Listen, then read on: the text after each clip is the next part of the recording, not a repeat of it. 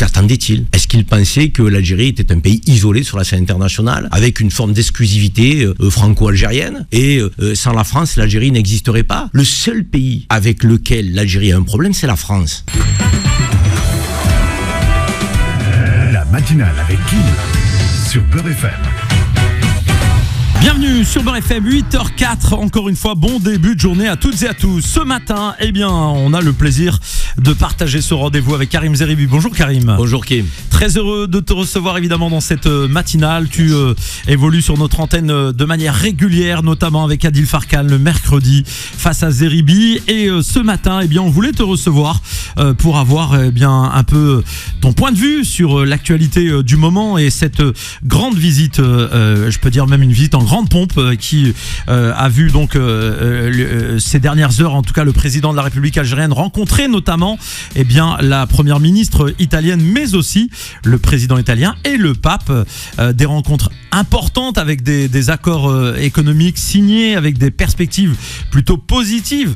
On sent une relation amoureuse, on va dire deux fiancés comme ça qui s'entendent, c'est la lune de miel.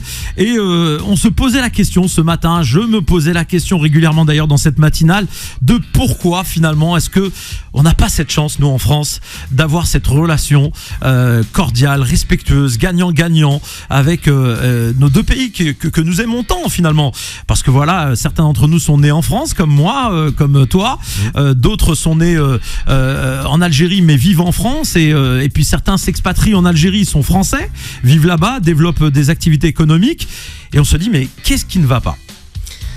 Oui Kim, tu as raison, c'est impressionnant de voir cette visite d'État du président Abdelmadjid Tebboune en Italie. Il est arrivé mardi soir, il a été reçu par le président italien M. Mattarella, donc avec tous les honneurs d'une visite d'État. Le mercredi 23, il y a eu un sommet économique avec la première ministre Giorgia Meloni et plus de 500 entrepreneurs algériens et italiens qui se sont rencontrés. 53 contrats ont été signés, des contrats de coopération, des contrats économiques, 13 dans le domaine stratégique, de l'énergie, de la sécurité, de la gestion des flux migratoires, et puis une quarantaine dans le domaine purement économique, ce qui permet à l'Italie d'investir 8,5 milliards d'euros en Algérie, et aux échanges italo-algériens d'être à un niveau impressionnant, 21 milliards d'échanges entre ces deux pays, quand entre la France et l'Algérie, on a seulement 11 milliards d'échanges. Alors, il est vrai que cette visite, elle nous donne un sentiment un peu amer en France, et on se dit quel gâchis. Quel gâchis quand on sait la relation que la France et l'Algérie peut avoir avec notamment une diaspora impressionnante algérienne en France, mais aussi avec l'histoire douloureuse qui lie ces deux pays et la nécessité pour la France de reconnaître l'histoire et en même temps de pouvoir nous projeter dans l'avenir pour une relation gagnant-gagnant, j'ai envie de dire d'égal à égal, basée sur le respect et la confiance. On a du mal. On a du mal parce qu'il y a au sein du gouvernement français des voix, et notamment une voix, hein, on va le dire, moi je dis les choses clairement, qui est celle de Bruno Retailleau, qui jette de l'huile sur le feu en permanence, qui crée des crispations. Et quand on entend Bruno Retailleau nous parler en permanence matin, midi et soir d'OQTF, l'Italie signe des contrats économiques avec l'Algérie et va avoir une coopération très dynamique et très positive pour son économie, sa balance du commerce extérieur, que je rappelle que 40% du gaz italien et du gaz algérien. On se dit mais pourquoi nous, la France, nous sommes français d'origine algérienne, nous sommes fiers d'être français, fiers d'origine algérienne, pourquoi on n'arrive pas à apaiser cette relation et à avoir une relation gagnant-gagnant, basée sur le respect? Nous n'y arrivons pas et nous n'y parvenons pas parce que certains font de l'Algérie un fonds de commerce politique et ils en font un enjeu de politique intérieure. On voit bien que Bruno Retailleau, pour ses intérêts personnels, met l'Algérie à son agenda. Mais il ne met pas un contact et une relation positive de respect à son agenda. Il met une relation basée sur les crispations permanentes. Au moment où il y a 53 accords signés entre l'Italie et l'Algérie, Bruno Retailleau, dans le même temps, dit « je ne reconnaîtrai pas certains passeports algériens et je vais prendre des mesures de rétorsion contre des enfants, donc de dirigeants, de diplomates algériens ». C'est fou, on est à l'opposé. Et on peut se poser la question, la faute à qui ? Et moi, quand je regarde les relations que l'Algérie a avec l'Espagne, relations positives, avec la Belgique, relations positives, avec la Slovénie, relations exceptionnelles, avec le Portugal, bonnes relations, avec l'Italie, relations, j'ai envie de dire presque, c'est une nuit de noces, je veux dire, donc, c'est qu'il y a bien un problème avec la France, il y a bien un problème du côté français. Il faut quand même qu'on regarde la réalité en face. Pardon Karim, le président algérien qui disait que l'Algérie n'était mariée finalement à personne et pouvait avoir des relations avec tout le monde. On l'a vu, on a de très bonnes relations entre l'Algérie et la Russie, on a de très bonnes relations aujourd'hui avec les États-Unis. Il y a une émergence comme ça d'une dynamique à l'international avec la Chine, etc., etc. C'est un peu, on a le sentiment d'avoir deux visions de l'Algérie. Il y a l'Algérie réelle qui avance et qui tisse des liens économiques avec plein de pays du monde, qui développent de la recherche, ils mettent dans des pots communs pour des startups et j'en passe et des meilleurs. Et puis on a la vision française où on a l'impression que certains sont encore arrêtés au moment du colonialisme et ils ont ce regard un peu paternaliste en pensant que l'Algérie est encore en post-62. L'Algérie est un grand pays, c'est le plus grand pays du continent africain. C'est la 7e puissance gazière au monde, la 17e puissance pétrolière. C'est un pays qui est la 24e puissance militaire au monde, qui a 1 800 000 universitaires. 98% des enfants algériens qui sont scolarisés à l'école élémentaire. Donc une électrification dans tout le pays, ce qui est un cas quasiment unique et exceptionnel en Afrique. C'est un pays qui est une puissance émergente méditerranéenne, une puissance du monde arabe, une puissance africaine. Et aujourd'hui, l'Algérie est un pays souverain, indépendant. Ça n'est plus un département français, comme certains pourraient l'imaginer. Et c'est vrai que on a dans les sorties françaises, et notamment Bruno Retailleau, qui aujourd'hui pollue les relations entre la France et l'Algérie. Je ne pense pas que ce soit Emmanuel Macron. Je ne pense pas que ce soit Jean-Noël Barrot. Je ne pense pas que ce soit, je dirais, l'immense majorité des Français ou des dirigeants français qui souhaitent avoir une mauvaise relation avec l'Algérie. Mais certains ont une forme de nostalgie, de domination perdue. Et se sont arrêtés à, je dirais, une séquence de l'histoire.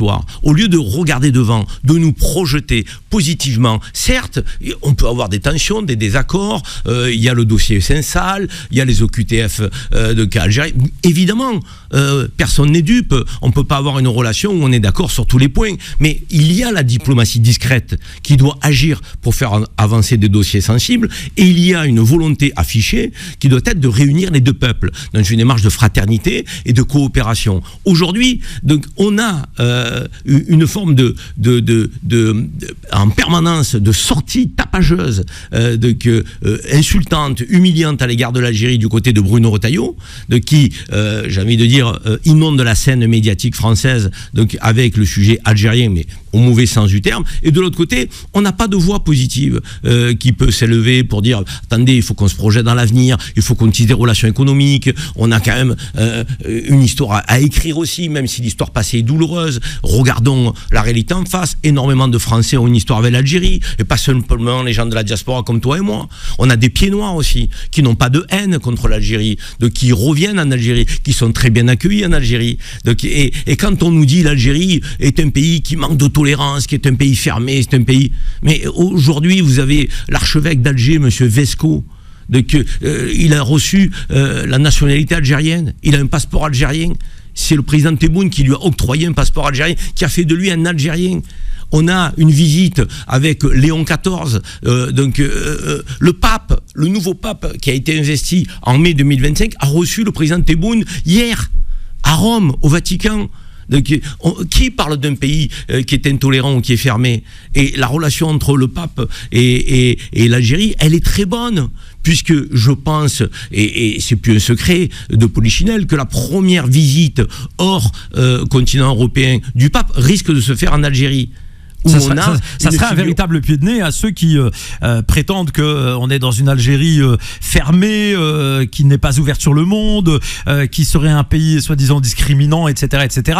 Je voulais essayer aborder cette rencontre avec le pape. C'est quand même quelque chose d'exceptionnel. On a vu des images d'une rencontre très cordiale, très chaleureuse, où le président algérien remercie d'ailleurs le pape de le recevoir aussi chaleureusement. Un des plus grands penseurs de la chrétienté est algérien. Saint-Augustin, bien sûr, né à Soukaras, mort à Annaba, qu'il y a une basilique qui domine Annaba, cette magnifique ville de l'Est algérien qui est située à la frontière entre l'Algérie et la Tunisie. Donc c'est un des plus grands penseurs de la chrétienté. C'est un Algérien, c'est un berbère, Saint-Augustin. Donc, et le président Tebboune en a parlé avec le pape. Et il lui a amené même quelques feuilles d'olivier où aller se recueillir pour penser et méditer Saint-Augustin au pape, Léon XIV. Les relations sont bonnes. Et encore une fois, si vous allez interroger tous les chrétiens donc, qui vont en Algérie, soit à la basilique Saint-Afrique, soit à Saint-Augustin, mais ils sont respectés, ils sont accueillis. Après, l'Algérie est un pays musulman. Comme la France est un pays qui a ses racines chrétiennes, même si c'est un pays laïque. Je veux dire, chaque pays a son histoire. Mais encore une fois, ne faisons pas de l'Algérie ce qu'elle n'est pas. On a envie parfois d'écrire ou de décrire l'Algérie avec un récit négatif en France. Alors que l'Algérie est en mouvement, l'Algérie avance, l'Algérie se développe, l'Algérie se diversifie sur le plan économique, l'Algérie produit, l'Algérie est accueillante. Quand vous avez des touristes français qui connaissent pas l'Algérie et qui se rendent en Algérie, ils sont surpris de l'hospitalité algérienne. Vous avez dans certains commerces algériens, donc si vous êtes handicapé et que vous n'avez pas d'argent, donc ce sera gratuit pour vous, n'hésitez pas. Il y a pas 36 000 pays où il se passe ça. Donc quand il y a des choses négatives, je ne suis pas pour qu'on les cache, il faut le dire. Quand il y a des tensions entre la France et l'Algérie, il faut les régler. Mais il faut les régler par la voie de la diplomatie, avec une volonté de régler les problèmes. Pas avec une démarche qui consiste à jeter de l'huile sur le feu. Quand on voit Giorgia Meloni, Giorgia Meloni, elle est d'extrême droite à la base. Elle a régularisé 452 000 clandestins en Italie pour l'économie italienne. Et entre 2026 et 2028, elle va en régulariser 500 000. Justement. Elle fait de la réelle politique. Voilà, et quand elle a l'Algérie en face, Giorgia Meloni, qu'est-ce qu'elle se dit? Elle se dit quoi? Elle se dit, j'ai un grand pays. J'ai le plus grand pays du continent africain en face de moi. Donc je me dois, en tant que première ministre italienne, pour l'intérêt de mon pays, l'Italie, d'avoir de bonnes relations avec l'Algérie. De retour sur notre plateau, il est 8h24. Nous sommes aujourd'hui vendredi 25 juillet. Ravi d'être avec vous. Karim Zeribi est avec nous ce matin. Karim, tout va bien?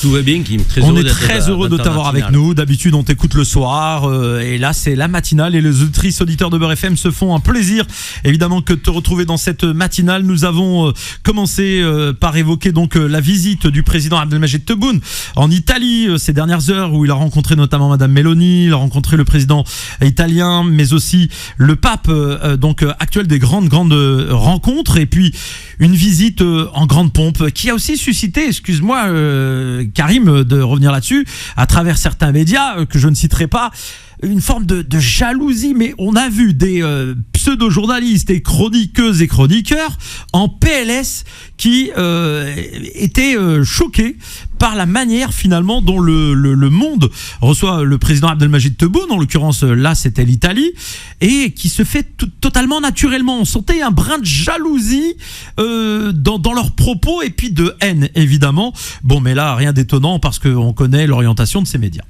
On a vu certaines déclarations qui sont honteuses de la part d'éditorialistes, de la part de chroniqueurs, de journalistes, voire de politiques, suite à la visite d'État du président Tebboune en Italie.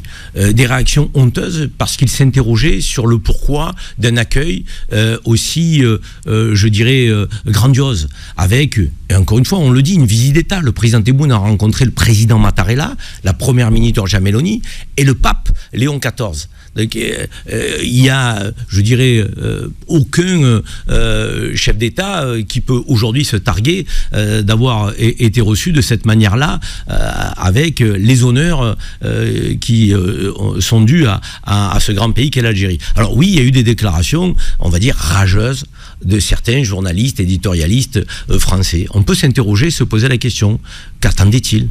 Est-ce qu'il pensait que l'Algérie était un pays isolé sur la scène internationale, donc sans aucune relation avec quiconque, avec une forme d'exclusivité franco-algérienne, et sans la France, l'Algérie n'existerait pas? Non, mais il faut passer à une autre ère. Je veux dire, le monde bouge, évolue. L'Algérie a des relations avec les États-Unis, la Russie, la Chine, la Turquie, les plus grands pays de la planète, et un certain nombre de pays de l'Union européenne. Et au sein de l'Union européenne, Kim, il est important de le dire, le seul pays avec lequel l'Algérie a un problème, c'est la France. Quand vous avez 27 pays au sein de l'Union européenne et que vous avez un pays avec lequel vous avez une forme de tension permanente et que vous entendez bien avec le voisin espagnol, que vous entendez bien avec très bien le voisin italien, que vous entendez très bien avec le voisin belge, que vous entendez très bien avec la Slovénie, avec l'Irlande du Nord, que vous n'avez pas de problème aucun avec l'Allemagne, avec laquelle vous avez aussi des échanges économiques. Donc finalement, l'Algérie travaille et coopère avec tout le monde, et il n'y a qu'avec la France qu'on a un souci aujourd'hui dans la relation franco-algérienne. Alors, nous, en tant que Français, ça nous fait mal.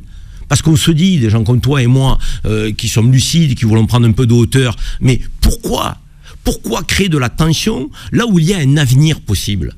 Pourquoi une relation qui est gâchée par des sorties politiques, médiatiques, avec tambour et trompette de la part de Bruno Retailleau, pour créer toujours et encore des tensions et des crispations entre nos deux pays? On a deux grands pays. Un grand pays de l'Union européenne qui s'appelle la France, un grand pays du continent africain qui s'appelle l'Algérie. Donc il suffit de créer un pont au lieu d'élever des murs. Et si on crée ce pont, on peut avoir une relation euro-africaine hyper dynamique et faire de l'Algérie le hub du continent africain pour tout ce qui va venir d'Europe, et à l'inverse, tout ce qui va partir du continent africain, parce que c'est un continent qui de plus en plus produira, et notamment l'Algérie a de plus en plus d'acteurs économiques qui produisent et qui vont exporter, une fois qu'on aura répondu à la demande intérieure en Algérie. Donc ça peut être un hub pour, j'ai envie de dire, exporter vers l'Europe. Donc s'il n'y a pas cette relation, c'est que du côté français, il n'y a pas cette volonté, puisqu'elle existe du côté italien, puisqu'elle existe du côté espagnol, puisqu'elle existe du côté belge, du côté slovène, du côté irlandais, du côté allemand. Donc il n'y a qu'avec la France qu'on a un problème. Et là, on a vu des gens qui étaient en rage, qui étaient en forme de haine, et qui se demandaient pourquoi l'Algérie est accueillie en Italie. Mais elle est accueillie parce que ça reste, que vous le vouliez ou non, un grand pays. Justement, Karim Zeribi, on parlait de la dynamique aussi instaurée en Afrique par l'Algérie, dans la diplomatie, dans l'économie, dans les partenariats gagnant-gagnant avec d'autres pays africains. Et on voit aussi beaucoup de chefs d'État africains prendre, pour exemple, moi j'ai entendu des propos de chefs d'État africains, prendre et citer, pour exemple, le comportement de l'Algérie finalement face à la France, dans le sens de l'indépendance justement de ses choix, de ses perspectives d'avenir. Est-ce qu'on reproche pas ça finalement à l'Algérie? Finalement, est-ce que on n'est pas un peu, comme on dit en arabe, hajara fi sabba, c'est-à-dire la pierre dans la chaussure? Parce que dans l'esprit justement de ces pays qui aujourd'hui ont obtenu leur indépendance, il y a une sorte de dynamique qui est en train de s'instaurer avec une nouvelle vision du monde, et non plus celle d'une psychologie un peu de soumis indirectement, entre guillemets. C'est vrai qu'il y a une évolution sur le continent africain, à la fois des peuples, mais aussi des dirigeants, à l'émancipation. Et au fait de refuser cette forme de néocolonialisme que certains pays de l'Union européenne, et notamment la France, a voulu poursuivre avec la France-Afrique. On est encore au franc CFA. Et il faut quand même regarder les choses en face. Je veux dire, la monnaie aujourd'hui du continent africain, c'est le franc CFA. Donc le franc CFA qui permet à la France de faire quand même de larges bénéfices sur cette monnaie et d'affaiblir dans les échanges commerciaux internationaux donc les pays du continent africain. Donc il y a une volonté d'émancipation des pays du continent africain. Et c'est vrai que l'Algérie donc a toujours été une forme de boussole, d'aiguillon, de leader sur les pays non alignés, parce que l'Algérie a des principes sur la scène internationale, des principes qu'elle a fait entendre donc depuis 1 an et demi à la table du Conseil de sécurité en tant que membre non permanent aux Nations Unies, avec Amar Benjema, qui est le représentant de l'Algérie. Donc l'Algérie s'est toujours battue pour l'autodétermination des peuples, pour l'indépendance, le refus de la colonisation, donc pour la non-ingérence, pour être une force de médiation, non pas pour de créer de la discorde dans les nations, mais pour essayer de rapprocher parfois des factions d'une même nation qui ne se parlent pas. L'Algérie donc est un pays qui est favorable à la cohésion nationale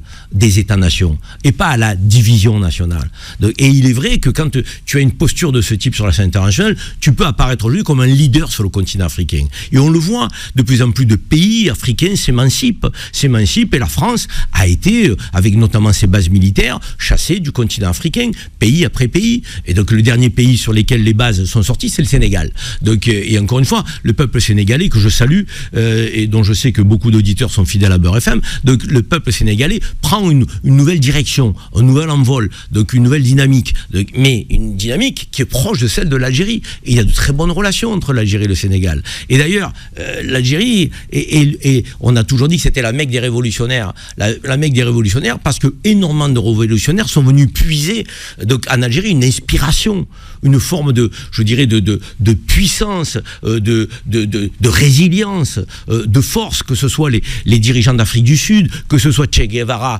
donc à l'époque, dans les années 60, avec Cuba, les Cubains, Fidel Castro, donc, et énormément les Irlandais du Nord. Donc, il y a énormément de pays aujourd'hui qui s'inspirent du modèle et de l'exemple de la résistance algérienne pour se libérer du joug du colonisateur. Ça, c'est l'histoire. Maintenant, quand on regarde devant, oui, l'Algérie revendique le fait d'être une nation indépendante, souveraine, qui veut avoir des accords économiques avec tout le monde.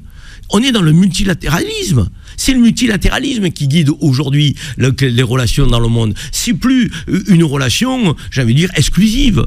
La France voudrait être le seul partenaire de l'Algérie. Mais au nom de quoi? Ça n'est pas possible. Et pour que la France soit partenaire de l'Algérie, il faut qu'il y ait ce respect dans la relation entre la France et l'Algérie. Et aujourd'hui, ce respect n'est pas au rendez-vous.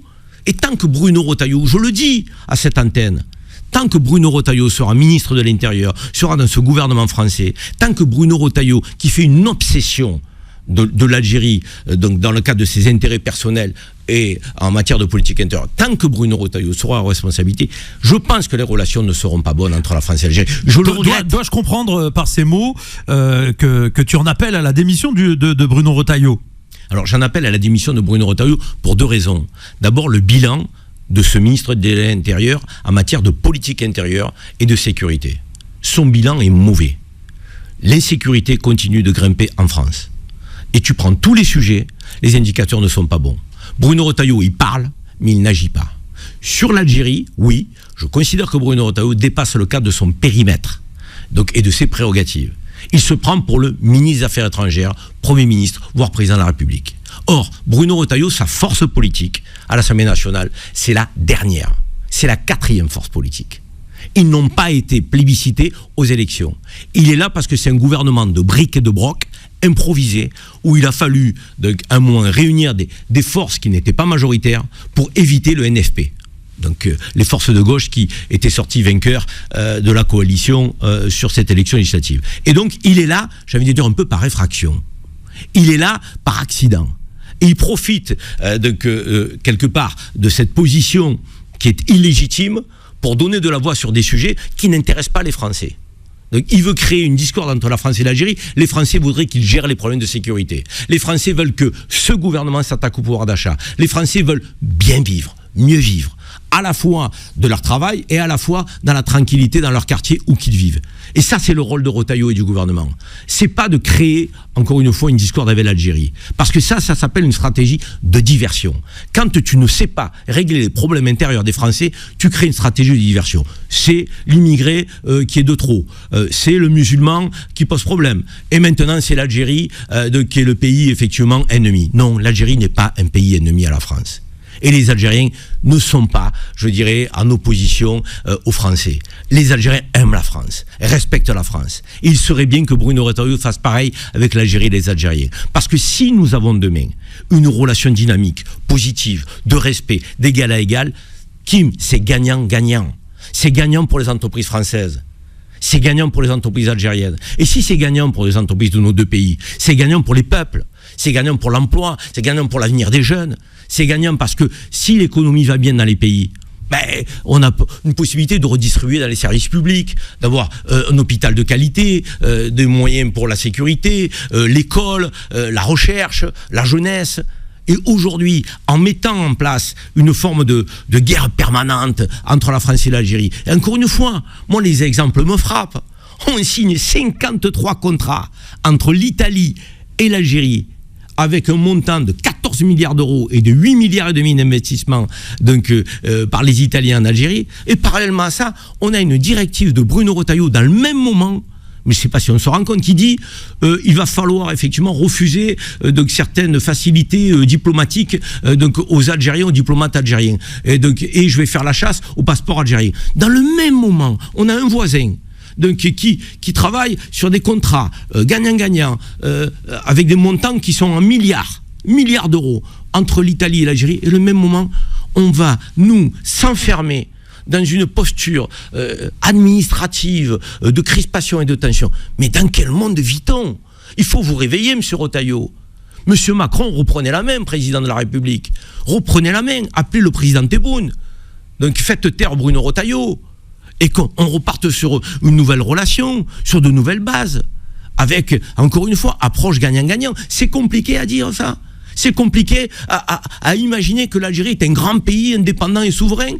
Et encore une fois, je ne veux pas masquer les tensions.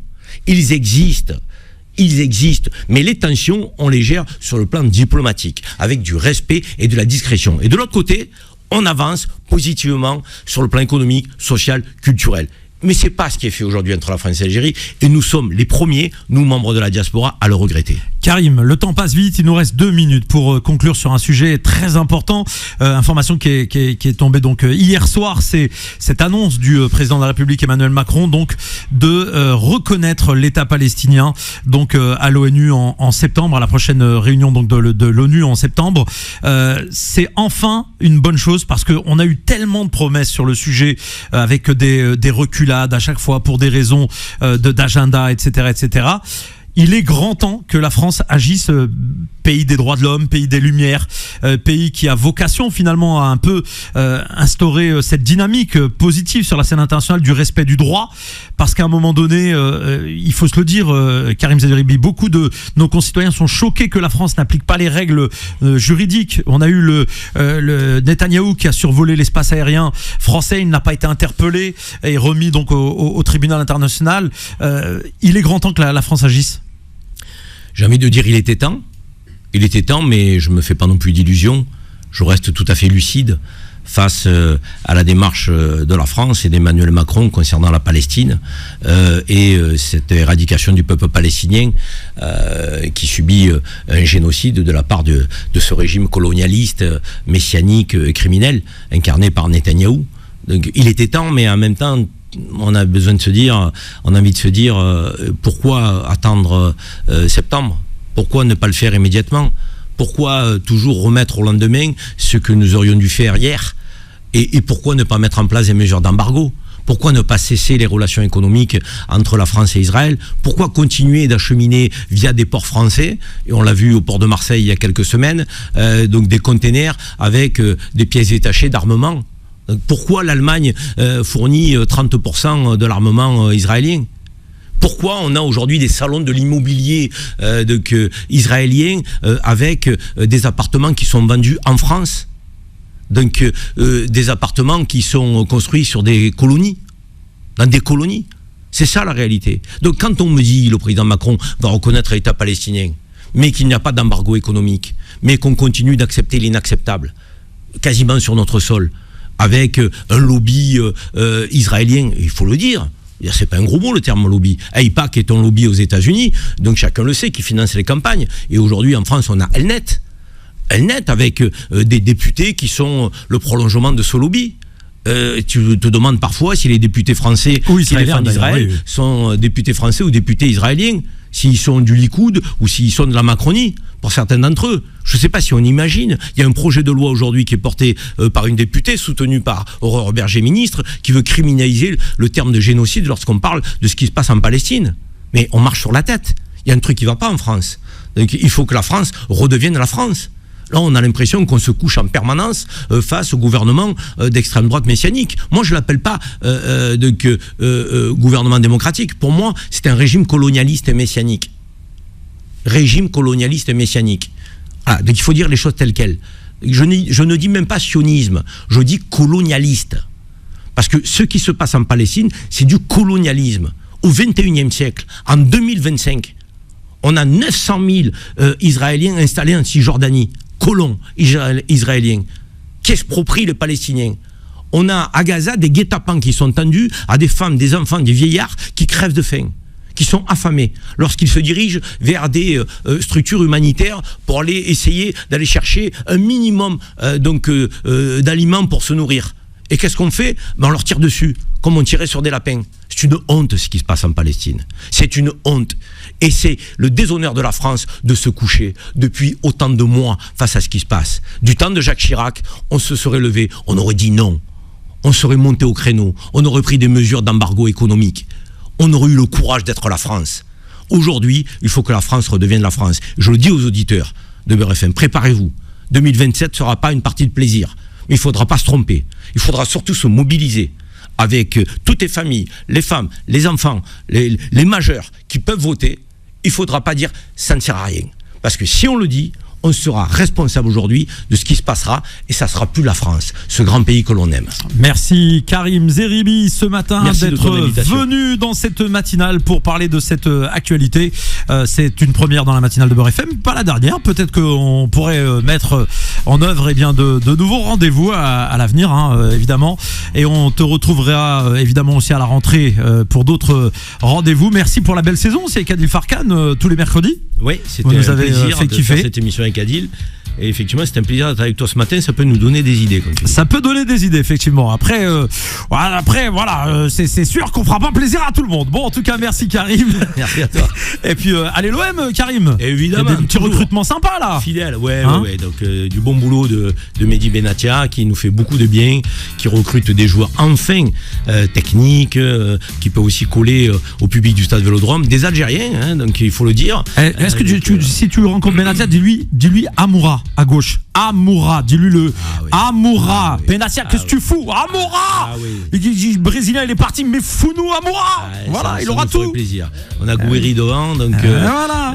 Bon, apparemment. Ben Sebaini aussi arrière gauche. Ah oui, non, mais c'est vrai.